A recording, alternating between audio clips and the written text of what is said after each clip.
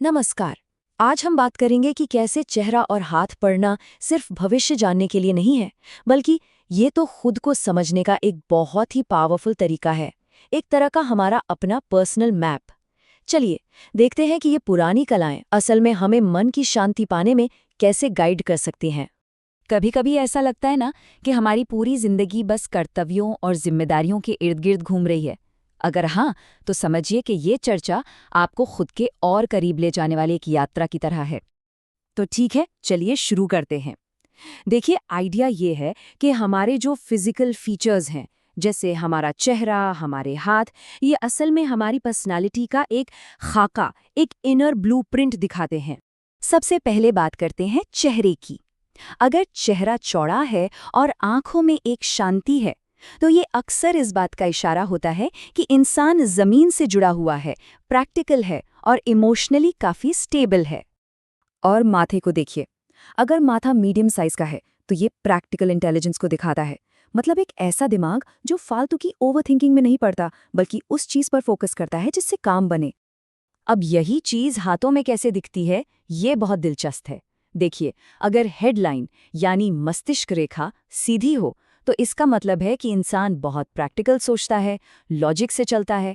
और वहीं अगर हार्ट लाइन यानी हृदय रेखा साफ हो, तो ये दिखाता है कि इमोशंस तो बहुत गहरे हैं, लेकिन उन्हें कंट्रोल में रखना आता है।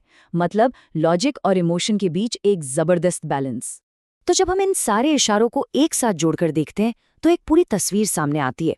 एक ऐसी पर्सनैलिटी की जो बाहर से तो इमोशनली बहुत स्ट्रांग है, पर अंदर से उतनी ही सेंसिटिव, जिनकी जिंदगी का हर फैसला कर्तव्य, परिवार और जिम्मेदारी से जुड़ा होता है, और जो बिना किसी से कुछ कहे चुपचाप सब सह लेते हैं।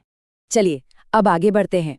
अब हम ये देखेंगे कि ये जो हमारा इनर ब्लूप्रिंट है, ये हमारी अंदर की ताकत से कैसे कनेक्ट होता है।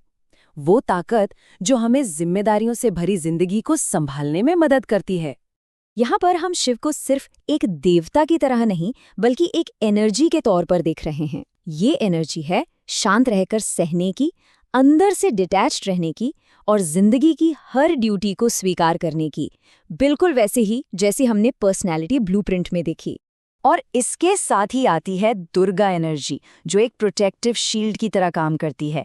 ये वो अंदरूनी ताकत है जो हमें दूसरों का सहारा बनते हुए खुद को भी प्रोटेक्ट करना सिखाती है, खासकर तब जब जिंदगी में सैक्रिफाइस बहुत ज़्यादा हो। तो अब सवाल ये उठता है कि इन एनर्जीज से कनेक्ट कैसे करें। चलिए, अब कुछ बहुत ही आसान और प्रैक्टिकल तरीके जानते हैं जिनसे जिंदगी में बैलेंस और शांति लाई जा सकती है।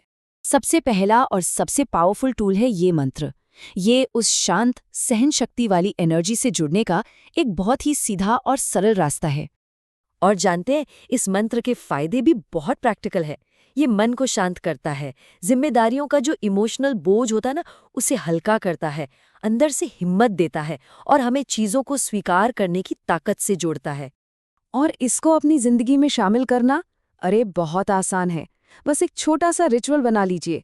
शाम को एक दिया जलाइए और सिर्फ 5 मिनट, ज्यादा नहीं, सिर्फ 5 मिनट शांति से बैठकर धीरे धीरे ओम नमः शिवाय का जाप करें। कोई लंबे चौड़े नियम नहीं है, कुछ भी मुश्किल नहीं है। इसके साथ साथ कुछ और छोटी छोटी आदतें हैं जो बहुत मदद कर सकती हैं। जैसे अपने डेली रूटीन को सिंपल रखिए, रोज थोड़ा चलिए फिरिए, बिना किसी जोर जबरदस्ती के अपनी आस्था से जुड़े रहिए। और हाँ, कभी कभी अपने इमोशंस को बाहर आने दीजिए, उन्हें दबाइए मत। और हाँ, कुछ चीजों से बचना भी उतना ही जरूरी है। जैसे परिवार की बातों पर जरूरत से ज्यादा सोचना, सारा बोझ अकेले ही उठाने की कोशिश करना, और सबसे जरूरी, अपने शरीर की आवाज को अनसुना करना। ये आदतें आपको अंदर से थका सकती हैं। और एक बात जानकर आपको सुकून मिलेगा, जिंदगी में जो मुश्किलें आती हैं, वो किसी बाहरी नेगेटिविटी की वजह से नहीं है। ये तो हमारे कर्मों और जिम्मेदारियों का ही एक हिस्सा है। और अच्छी खबर ये है कि जो सबसे मुश्किल वक्त था, वो गुजर चुका है। और इस पॉजिटिविटी को बनाए रखने के लिए अपने आप से रोज ये कह सकते हैं, मैं सुरक्षित हूँ, मैं संतुलित हूँ और सब ठीक हो रहा है। पता है, ये सिर्फ शब्द नहीं है, ये अपने अंदर की हिम्मत और सुकून को जगाने का एक बहुत ही पावरफुल तरीका है। तो आखिर में ये सारी बातें हमें एक बहुत गहरे सवाल पर लाकर छोड़ देती हैं। वो कौन सी समझ है, कौन सी बुद्धिमानी है जो आपके अंदर पहले से ही मौजूद है? इसका जवाब कहीं बाहर नहीं, खुद हमारे भीतर ही है।